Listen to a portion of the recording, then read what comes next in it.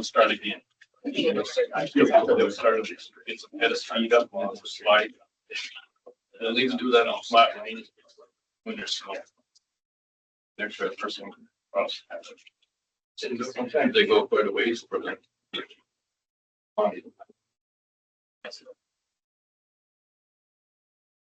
Ready? All right, call the meeting to order. First, for the record, I'm John Jack, my name, not the chair. Chair's online. Brad Perlin, he's still chair, but since he's not here in person, just asked if I'd be acting chair, just to have help someone being in person here to run the meeting better, but he is still the chair of the board. So with that, I'd like to call the meeting to order. And first, I guess do the roll call. Everybody, Brad has always done everybody go around and introduce themselves and what county they're representing. Richard Craig Wild. Allison Frazier, Chittenden County. Jeff Corey, Franklin County. Neil Hogan, Bennington County. Beth Dimeling, Grand Isle County. Paul Doyle, Orleans County. Nick Burnham, Windsor County. Brian Kilborn, Orange County. Martin Van Buren, Rutland County. John Jackmo from Washington County. Then who do we have online for board members? David Dean, Wyndham County. Linda Hook, Essex County.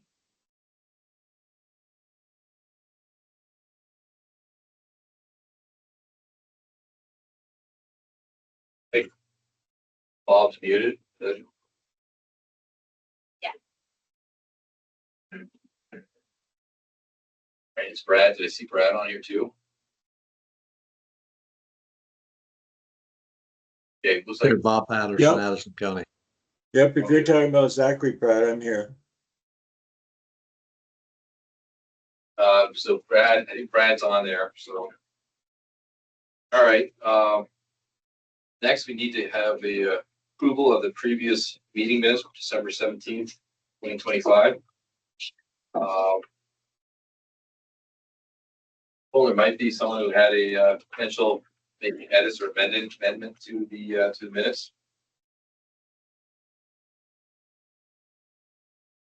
I'd like to make a motion to approve the meeting minutes. Sorry. Is there any discussion about the minutes? Hearing none, all fair say aye. Aye. Anybody opposed? No. Approved. Next will be public comment, as keeping with how we've done it. It's a public meeting, not a public hearing. Public comment is limited to 2 minutes per speaker. Keep things fair and moving along. I have a sign-up sheet. So far, it has 2 people on it. My best to read the handwriting. It looks like Rob Steele. Yep. Obviously. All right. Got any particular place you want me to stand? Right up to wherever you feel comfortable. I'm Rob Steele. I'm from Bombazine, Vermont. I own Tom's Bait and Tackle. I'm back in front of this board again. I was here a couple years ago. I'd like to see an increase in agent fees for people that sell hunting and fishing licenses for the state. It's been 30 plus years. It's been set at $1.50. There's been some major changes in that time period. We went from a time where the department provided all the material required to sell a license, where it was no cost for the agent, to the point of sale system that we use now, where the agents are required to provide, business internet, printer, computers, paper, all that stuff, and we still get the same $1.50. Licensed agents provide a pretty valuable service to the department as far as outreach goes. We answer a lot of questions on regulations, season dates, and stuff like that. And I feel that, after this much time, it would be worthwhile to give everybody an increase. I have reached out to a lot of the licensed agents in the state, and they all feel the same way. And I reached out to a lot of the town clerks that are still selling licenses. I found that a lot of them that you have listed on your website no longer sell licenses because they felt it wasn't worth the $1.50. So I think that, the last time I was here, Commissioner Herrick sent me to appropriations, I believe, and they sent me back to the department because they said it's up to the department to decide. That was a couple years ago. I got busy and lost track of things, and now I'm back to see if we can work something out or if we can try to move that maybe in a direction going forward. Thank you. Thank you.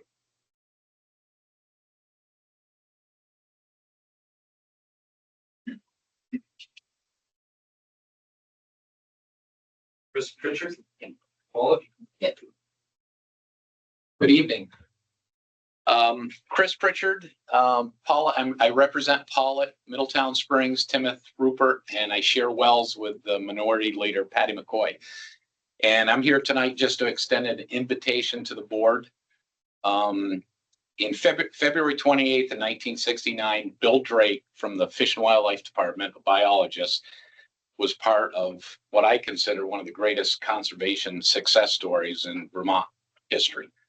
12 turkeys were released in Paulet, 7 hens, 5 toms, which have now become, their descendants have occupied the state in every county, in every town in Vermont.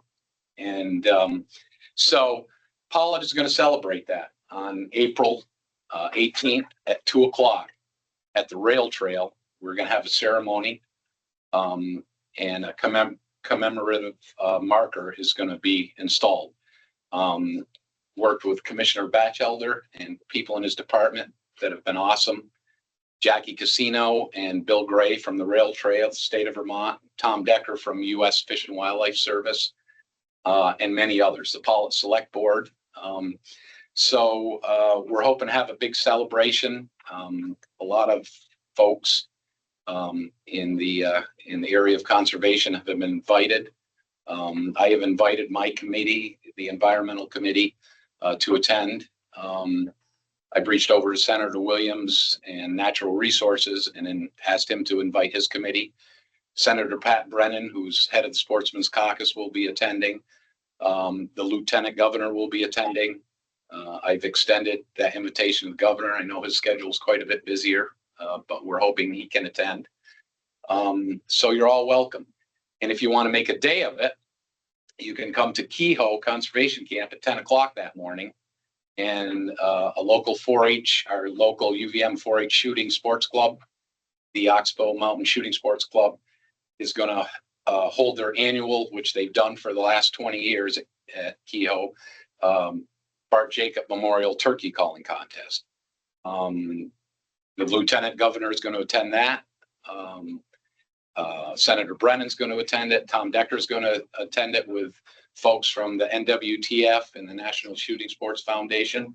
And it's quite an event to watch kids from 2 and 3 years old compete in a turkey calling contest, and a lot of good stuff happening. So if you want to make a day of it, you're certainly invited to that too. So thank you. Thank you. Yeah.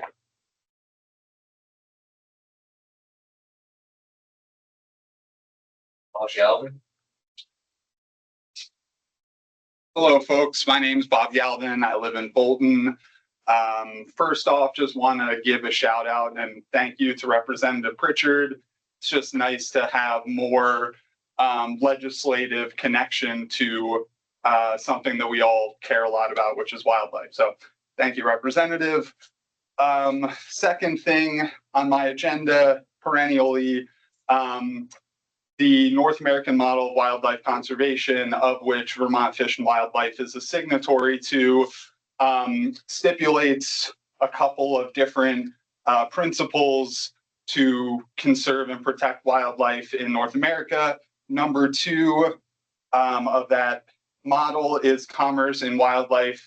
Commerce in dead wildlife is to be eliminated. That conflicts with some of our current laws in terms of how we are allowed to sell wildlife. And so I'm interested in a kind of synthesis of how we can be a signatory on one hand to a model that doesn't allow the sale of dead wildlife and still allow the sale of dead wildlife in kind of our rules. And then finally, just want to kind of follow up on something that I mentioned at last month's meeting, that wildlife are in peril in many places, and Vermont is not excluded from that. In terms of opportunities that we can find to come together, I am now and into the future interested in finding common ground and issues that we can work on together to build trust and to make positive change for, again, something that we all care about. Thank you very much for your time.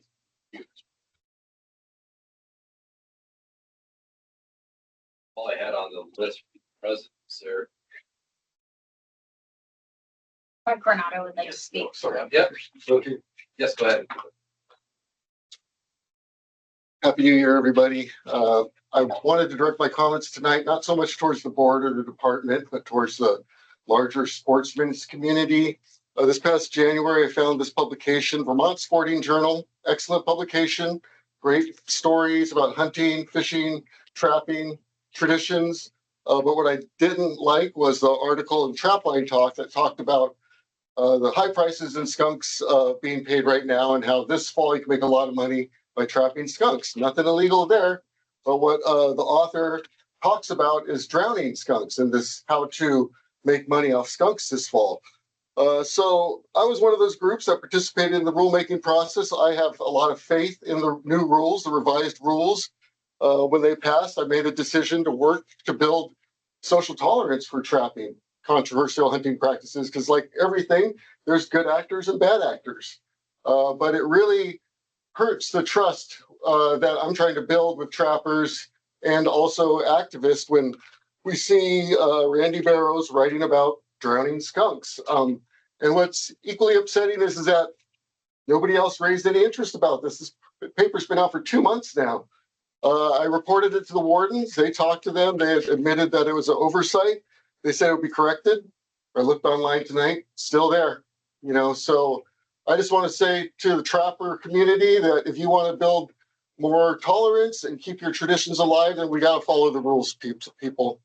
We follow the rules. We'd like you to follow the rules, and I just hope that you take that back to your constituents. Thanks.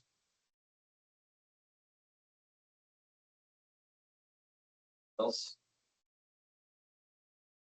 Yeah. Hi, I'm Sarah Gorsline from Grand Isle. Is it okay if I speak for 2 minutes? Okay. Hi, everyone. Many of you know me. I work with Project Coyote, and we're all about coexisting with wild carnivore species. I wanted to come before you today to thank Brehan Furphy for the excellent coyote presentation at the last meeting. I thought it was really informative. At Project Coyote, it included a lot of the information that we would very much want this board to hear. And I just wanted to add a little bit to it, because one thing I didn't hear in the presentation was some of the amazing things that services that coyotes provide to us as human beings. So I just wanted to share some of those with you as an add-on to that presentation in a way. And one of the main benefits coyotes present to us is their rodent control, right? One coyote can eat over 1,000 rodents a year. Generally, they do focus on small prey, although they're opportunistic omnivores, as Bree indicated. So they'll eat a range of things. So you know, coyotes are also occasionally taking a fawn, right? And my understanding is that deer rules have just been adjusted to take more deer because we have an overpopulation in a way of our deer currently in the state. So coyotes eat all of these amazing things that help us regulate smaller mammals. They eat mesopredator species as well, so that sometimes can help out birds, and even insect populations have shown to increase where coyotes have a healthy population.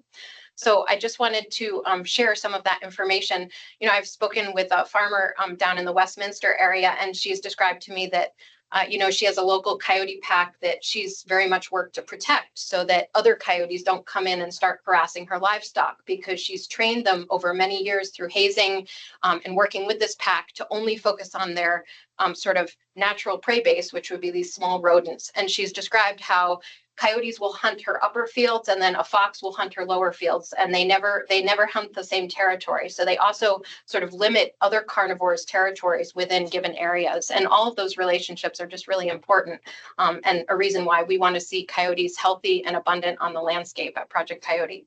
So thank you so much for the opportunity to speak to you. I also want to just, again, thank the wardens who are doing amazing work trying to fulfill our wildlife regulations out in the field. I hope that we can get more wildlife conflicts under control so they don't have to spend as much time dealing with, for example, bear conflicts. And we have some great ideas on how to help with those coexistence measures as opposed to opening back up bear rules. So feel free to come and find me and talk if you want any of those ideas. And thank you for the opportunity to speak. It's here in person. Online, we have Zachary Pratt. Dr. Pratt. Yes, are you all set for me? Yes. Okay, so at the last board meeting and before that, I asked the commissioner to join me down in Rutland on PEG TV to discuss the recreation license fee, which now I see is a conservation license fee. And I wonder why the change. Is it because of a marketing strategy where conservation, you think you might get more people to pay into that than a recreation fee? And I'm just going back in history and looking at some stuff. And I see that a gentleman by the name of David Dean, back in 2017, said, who should have access to boat ramps? And the answer is we all should, without having to pay a darn dime for them because it's bought with federal money and state money. So I think that that's the answer to that one. And I actually went on and pulled the presentation that the commissioner gave on the 14th to the, I don't know, working, whoever that is, the legislature. And I pulled that up on my program today. So I went through and discussed all the topics that are on those slides. And really, there's many questions that need to be answered. It really doesn't make sense. For example, one of the graphs just shows the decline. Well, back in 2015, when they did one for sales of licenses, they actually showed the numbers, the cost of the license relationship to the amount of people that were buying them. And there's a willingness to pay point in there. And I put that out in my presentation today. That should be on PEG TV down here in Rutland in about a week or so after they edit it. But anyways, I was disappointed that the commissioner wouldn't come down, but that's his prerogative. But at some point in time, I'd like some people to answer questions about why do we need this fee? What is its purpose? Because $280,000 on a $31 million budget is less than 1%. Then how much money is going to be spent in making the program and making all the licenses? And if you catch me walking down to one, are you going to take my boots away? You're going to confiscate my truck? You're going to warn me? How much is it going to be? How are you going to keep track how many people you warned? I mean, to me, this seems like an impossible situation. So I would recommend that you drop the idea about charging any kind of a fee for recreation or conservation and figure out a better way. Thank you. All right, thank you. Anybody else online?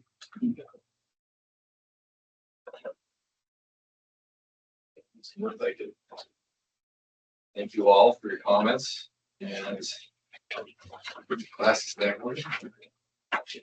Next would be the section 5, bow and arrow standards, potential for vote. We discussed this last meeting, asked for some adjustments to language. I will join the meeting so I can share my screen. Second.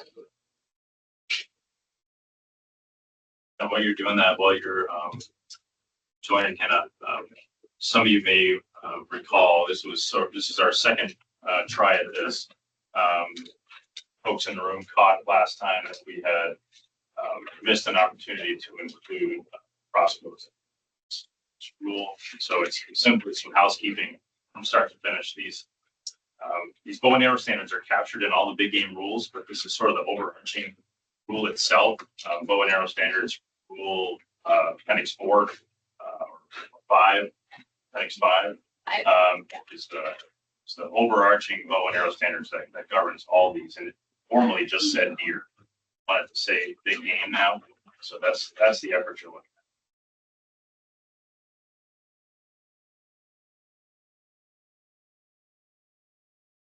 All right, so last meeting, we discussed, if the issue was raised as to whether these would also clearly apply to implements associated with crossbows. So this is the proposed language. It's intended to cover, basically to apply a minimum arrowhead size to any implement that uses an arrowhead. Hopefully that's big enough for everyone to see.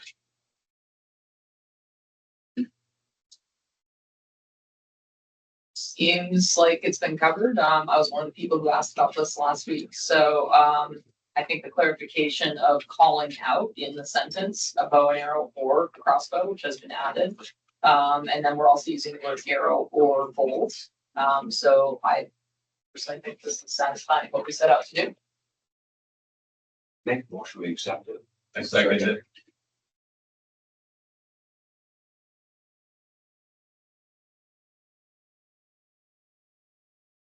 Okay, we have a motion, a second. Any further? I might sound nitpicky, but I don't know. Typically, archery equipment, you use a broadhead, not an arrowhead. So I don't know if that's super nitpicky or if that matters legally or from just a common understanding point of view. Sorry, Hannah. No problem. You know, this is. I would take input from folks.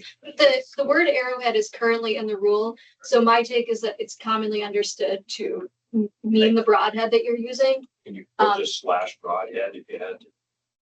I don't know. Arrowhead, arrowhead, broadhead, same thing. Yeah, no, well, the arrowhead, but practice tip is, put broadhead slash arrowhead, or just broadhead.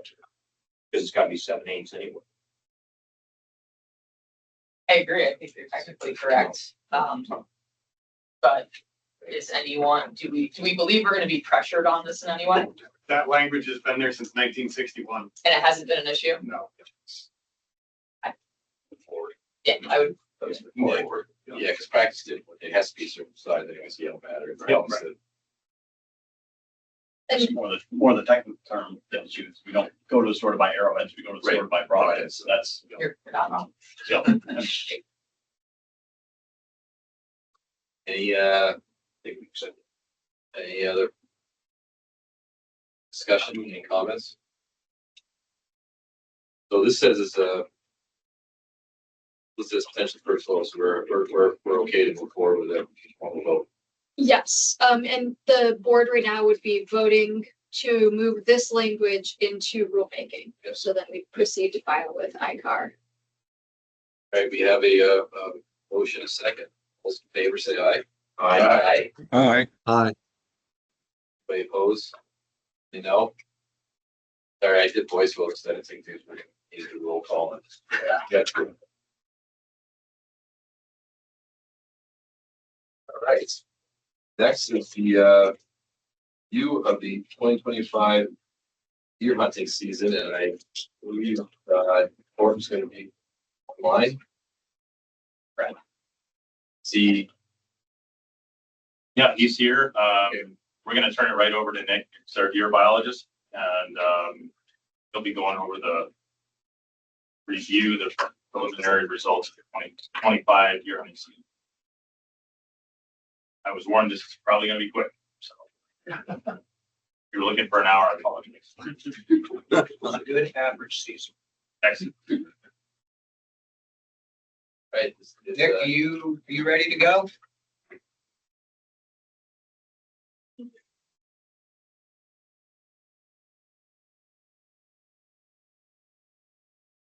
Can you hear us? Yep, We I can go. hear you. There you You go. all hear me? Not really well. Not very well. Yeah, I can hear you. No, you're breaking up. Okay.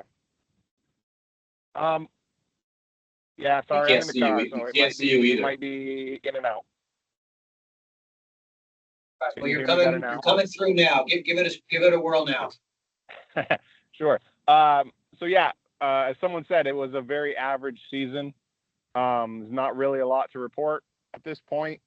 You know, every season was very close to average. Overall, we were very close to average. The one sort of exception was the December muzzleloader season. which was up a little bit, presumably because there was snow statewide for the whole season. But other than that, we're still getting reports trickling in, so we don't have really final or more detail at this point. Happy to take any questions. I think you all have the one-page summary that Nick provided. For Nick or anybody in the department, the special doe tags for the rifle season, have you determined how those will work and the pricing? The lottery system? I'll take that, Nick, for you. There will be a lottery just as it is now. That's the same price. It's the $10 application fee. It will be allocated by wildlife management unit. It can't be used statewide, just like you said earlier. You have to go within the WMU that you're assigned. And we don't have recommendations for numbers by WMU yet. That will be coming. Is it a muzzle loader or are they separate? It can be used October muzzleloader, the regular rifle season, and in the December muzzleloader. Okay. And the other part of this is, what's the ratio of in-state versus out-of-state applicants? What are you going to allow? Because I just, in my talking to some people, that really don't agree with this, but they would like it to see more in-state than out-of-state if they're going to take them. So, David, you want me to take that one? Yeah, I can't remember if we have a percentage limit on that one.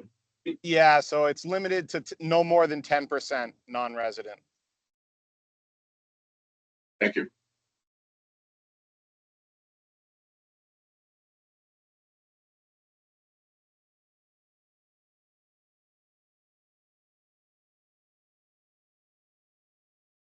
I think David has a question. Mr. Chairman.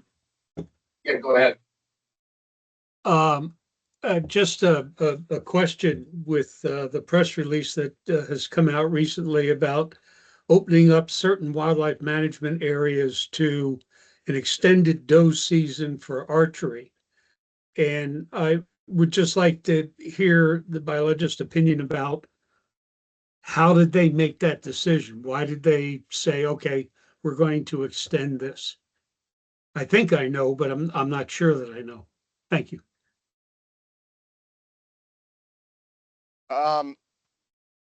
So David, this is in reference to the expanded archery zones, which were part of the rule change package. Most of those areas are developed kind of suburban, urban areas where we can't manage deer with firearms. So we're trying to do as much as we can with archery equipment, hence the extension. Well, I know several foresters in Wildlife Management Area O who are very happy with the fact that we've extended the doe season in terms of their concern about overbrowse. So I was just curious, the deer count is high enough to warrant those extra tickets allocated to those areas? Well, to be clear, it's just extra days of archery hunting. And it may not amount to a whole lot, but in those specific developed areas, hopefully it adds some harvest in those local areas, but it's not gonna, that specific regulation is not gonna do a lot for the overall antlerless harvest.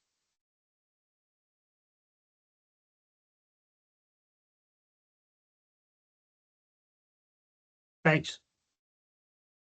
I think Brad Berlin has a question.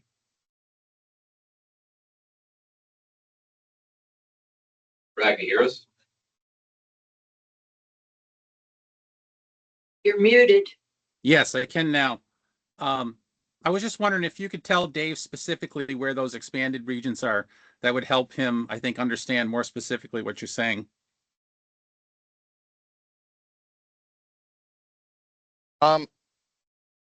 Yeah, so I mean, I think No, I can try. I looked at the map when the Yeah. press release came out. I know where they're expanded. Thanks. Okay. Let's not use time to talk about that. I just have a follow-up. Is there a special tag for that extended season, the early season? Or is it included in your regular archery tag? No, it's your regular archery tag. It's essentially just an extension of archery season. And those first 2 weeks are Angeles only. Yes.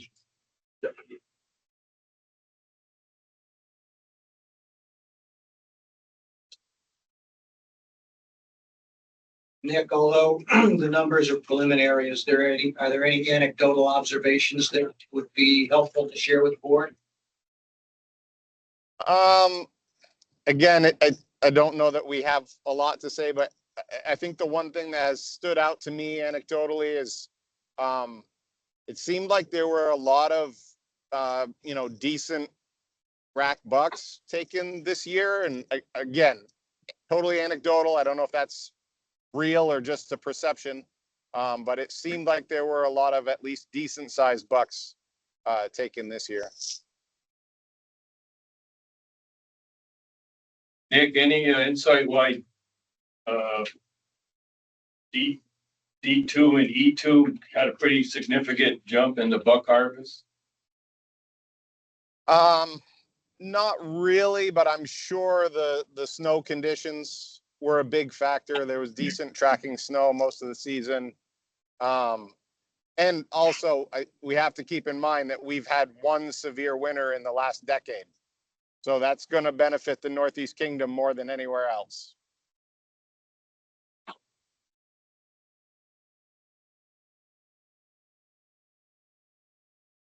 Thank you.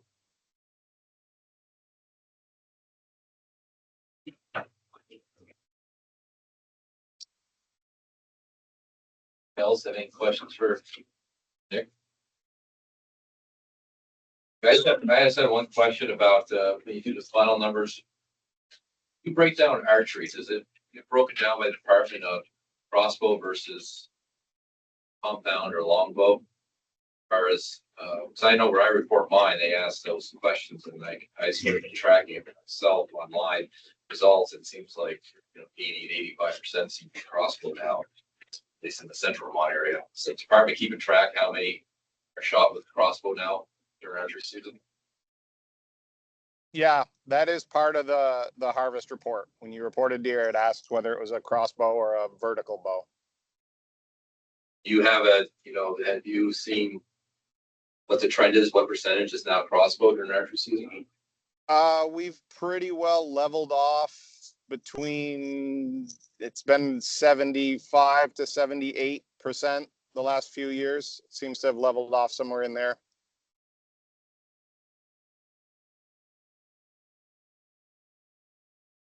All right, thank you.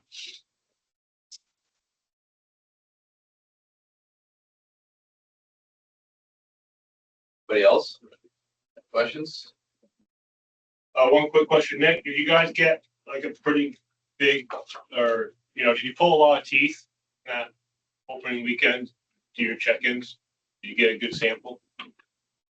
Yeah, I think we did pretty well opening weekend and youth weekend. I think in total, the number of teeth that we're going to end up with is probably about the same as it's been. We seem to have a kind of slow decline in the voluntary tooth submissions, but we've kind of made up for that with our staffed check stations. So we've held steady, but I don't like the slow decline in voluntary submissions.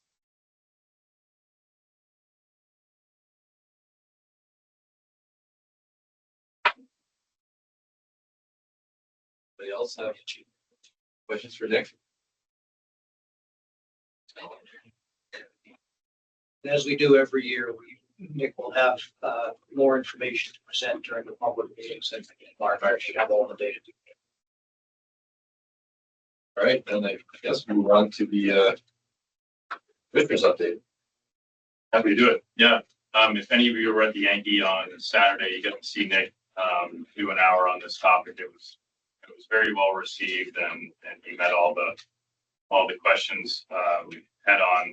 There is varying sentiment around the state. Nick was great for it. I only get to see a little bit, but I checked in on it later, and everyone said it was marvelous hour, and thanks so much for spending your Saturday doing that, Nick. So yeah, I have a small update. I first and foremost, we're looking at February to have our bear discussion. Gonna in some shape or form, and John, feel free to fill in the exact format here, but we're going to have a discussion around offering a couple more opportunities for bear hunting, which falls within your purview. One of those being extending the season through rifle, and then offering strategically a second tag in areas where the social carrying capacity has reached limits, where we would like help managing that. Again, both are opportunities for hunting, food, and to help manage the herd. Additionally, I'd like to bring some of the sentiment from the hound hunting community to the meeting, even though this particular issue that they have does not fall within the board's purview, which is it'll be a fun educational discussion piece that I'm relearning about, but it's the fact that we provide a certain percentage of our hound hunter lottery permits to non-residents. I also think that is 10%, but I'm not. I'd have to seeing a nod, but it's 10%. Anecdotally, this year there was at least one non-resident hound hunter who was out of line, and the hound hunting community in Vermont does not feel like they were accurately represented, did not want to be represented by this individual, and are looking to distance themselves. And I'm not a member, and so I don't want to speak for the organization. This is just through conversation. Wanting to bring that conversation to the board for your information, and have that discussion educationally to see if there is a way that possibly I can help manage that, and perhaps the department itself can move ahead. We understand that hound hunting can be a contentious activity, and we want to make the best neighbors out of ourselves and that community at large. But the more important two are the two opportunities: the second tag, likely strategically placed throughout the state where need is most, and then having the season for harvest run through rifles to the end of rifle season, which roughly December 30th on average every year. On years where they are denning early would be a factor, likely like this year, and then years past, or in years where there's high food, it would be an opportunity for folks who are out in the woods, or who had already harvested a buck or 2 bucks. I had thoughts of trying to see when we might have a runway, or I'm not saying this well. I've wondered about when the urgency to have this land is, and when we would like to have this rule in place. And so be thinking about ideally year or 2 years when your comfort level might manage a rule like that. We have recent history of you all taking on a lot, so have that be part of your thought process when we're entering into this. So that's next board meeting.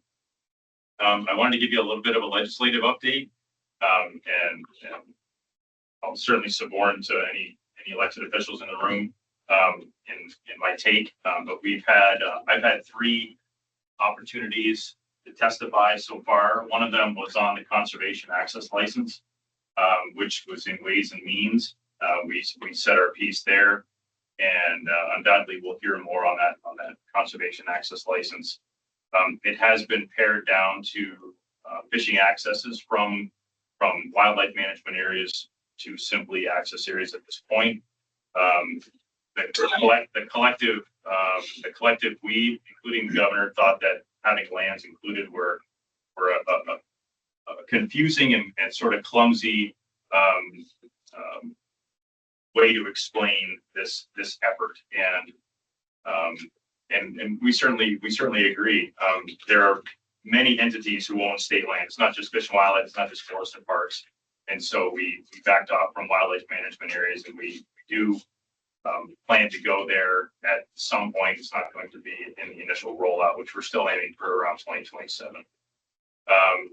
And we have heard many arguments for and against this. So stay tuned if you want to watch that. It is House Ways and Means, and I believe it was on the 14th. I think it was. I testified in the Senate Natural Resources on 3 different topics, 2 bills and 3 topics. That third topic has subsequently generated a bill. But S223 and S224, one's a water quality bill, which essentially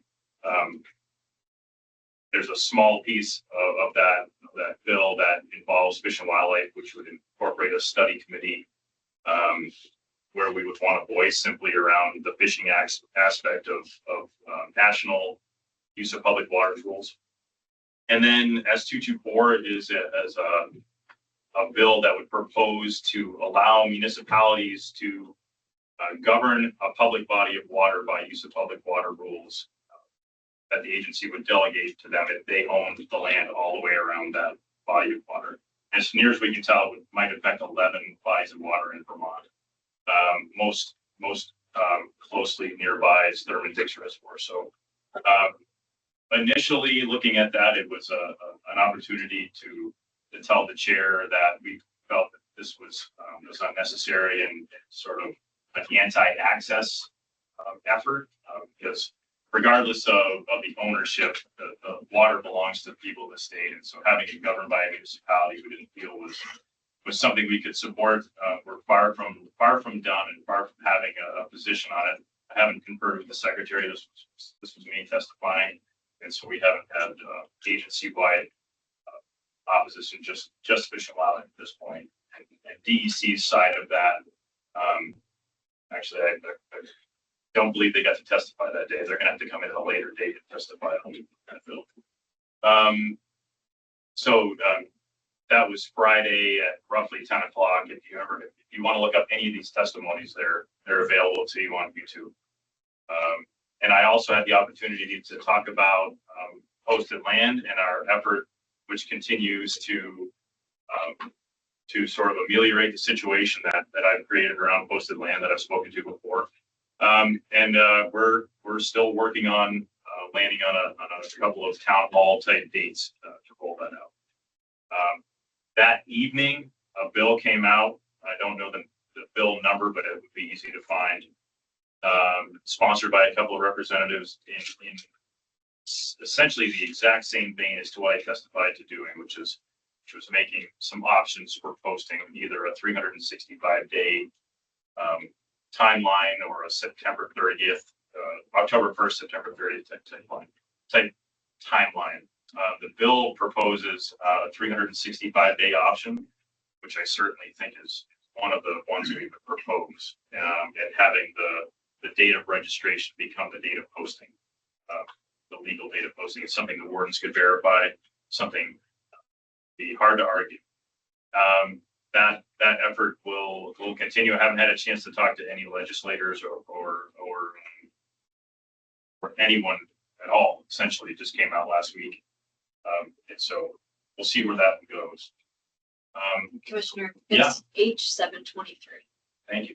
H723, in case you want to check that out. And lastly, and then I'm all yours for a minute. We wanted to recognize and thank you to Sarah for pointing out the coyote presentation from last board meeting. I think we all enjoyed it. Wanting to keep that conversation alive for many reasons.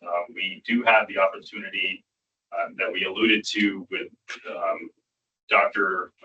Morris, who's got sort of the eye on the social science background of living with coyotes and how that's evolved over time, and wanted to plant that seed with you all. If that's something that you'd be interested in, you could certainly count on him to bring that presentation, whether it be I can't remember what we agreed on, John, if it would be next month or if that's too busy or if we were thinking in subsequent months. Probably not February, as there's no meeting scheduled in March, so April would be the earliest opportunity.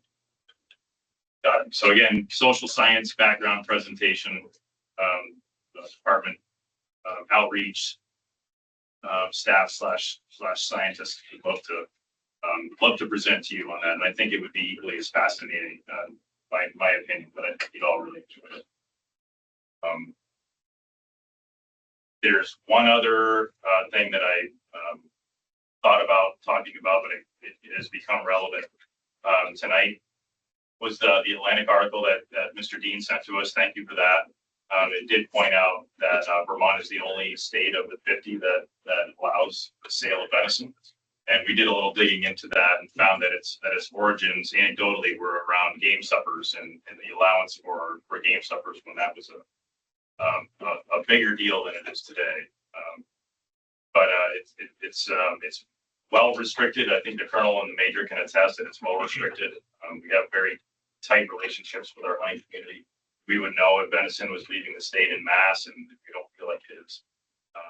But certainly within the close of the season, 20 days, you can sell venison promptly right now.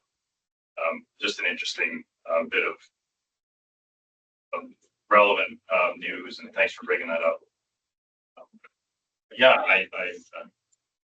I'm thankful and sorry that we're only 46 minutes into the meeting. We're wrapping up, but I'm happy to take any questions. I know there's some of you that have long drives. When we have the hearings in March, is there a way you can ask some questions about bear then? Just add that in. It's usually what deer and moose. We do some with bear, maybe just because you have a form you fill out, ask questions, and maybe just a few things, whether you like second tag or extended season.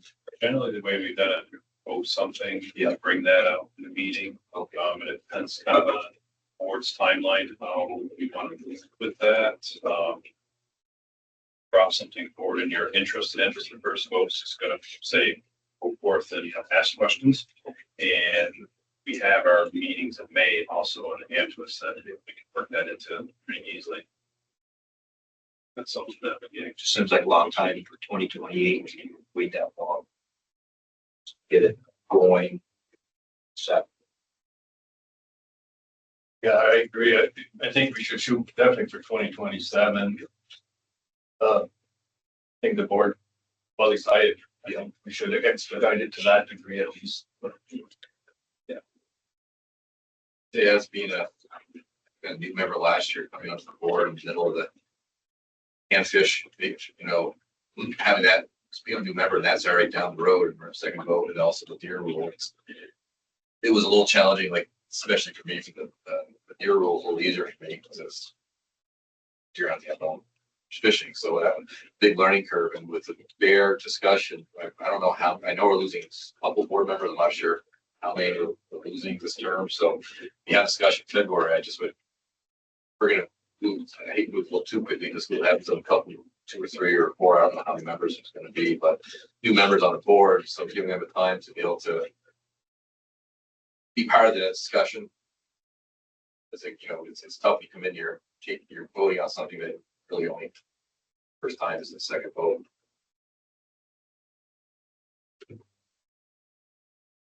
The bear hunter that had the conflict with the landowner, has that been resolved? Penalty or? I don't know. We can certainly find that out for you. I wouldn't want to air his or the landowner's dirty laundry. But I'm certainly happy to look into it for you if you like. I know they both would have liked to have had a do-over button that day. Yeah. I know that much, but I don't know. Just happy to get back to you though.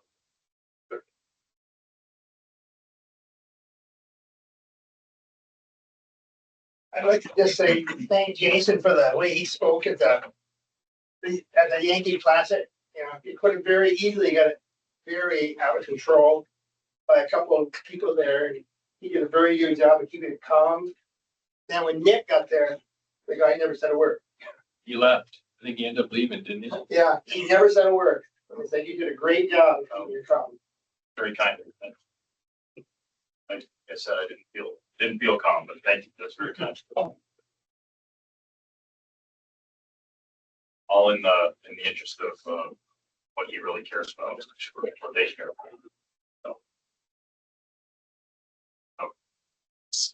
Yes. So are you interested in whether, do you want us to say whether we're interested in the social aspect of bear hunting, or is this gonna happen anyways in April, or? Feel free to take that one, but I think that we would love this to be a robust conversation around how you feel about these efforts. Certainly nothing that we're going to push on you. These are ideas and opportunities that I think we can, we as a department know we can sustain. This is an opportunity, as I stated in my priorities early for Vermonters. It's not retracting from an opportunity, and we have evidence of increasing bear numbers that are pushing the limits of our social carrying capacity. So within the bounds of what I've said, or however you want to discuss it, we would love to have any of your input. I've been categorizing this as we're gonna throw some stuff at the wall and let you decide what sticks. Does that help? I guess, yeah. Well, I think your point, Commissioner, is that to the extent that the board is interested in making any regulatory changes around the bear seasons, we want to take any pace that works for the board. We recognized from our experience last year that it was pretty aggressive here with regulatory changes in the midst of a lot of board transition. And It's not always. And the board can come up with their own regulations. That's has to come from being started by your department, the board itself. My understanding, being our charge, we can do that as well. We've talked about this for a few years now here.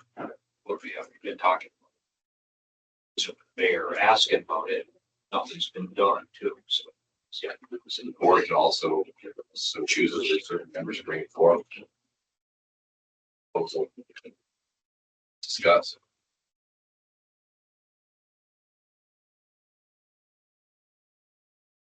The other question I had was I did some license deals with my dad and my son and myself. Hunter Orange survey popped up on some. I think things started last year. Right? Last year started with licensing for 2026. 26 is only, so we did 3 licenses. It was only, is it not for everybody? Because only one of us got the question for Hunter Orange. It should have been for everybody. Yeah. Unless you said you weren't hunting big game. No, they're all archery, puzzle. Okay. So one of the 3 of us, I just raised it because I was kind of surprised they're doing it.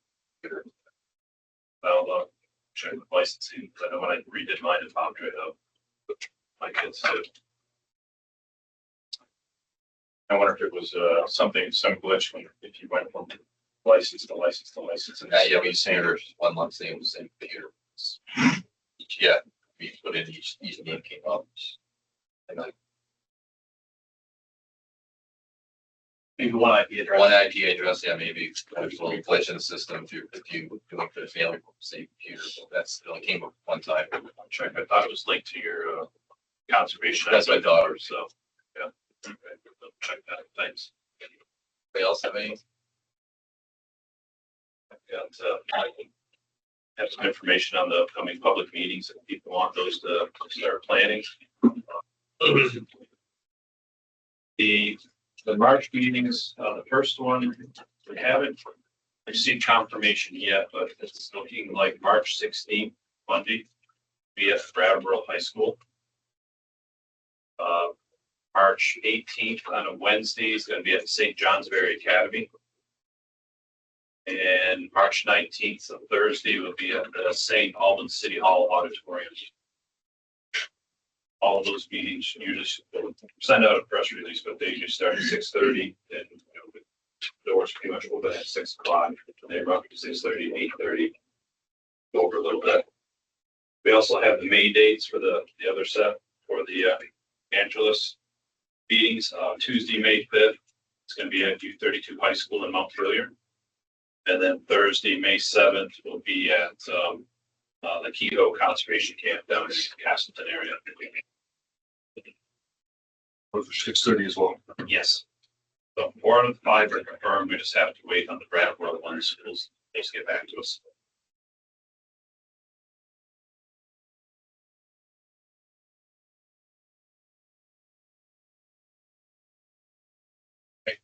Only thing I'd add is Matt Pearl's still the chair. If anybody else is the chair of the next meeting, feel free. Take it over. Well, he's the chair. He's either way, so he's asked to have someone run it. Place. If somebody else is interested, just let me know. Reach out. Otherwise, I'm happy to do it again. Take a motion to adjourn. Make a motion. All right, all in favor, say aye. Aye. Opposed, no. Thank you all. Nice job. Good night, all. Thank you. Oh, okay. Gotta get the- Yeah. So we're saying-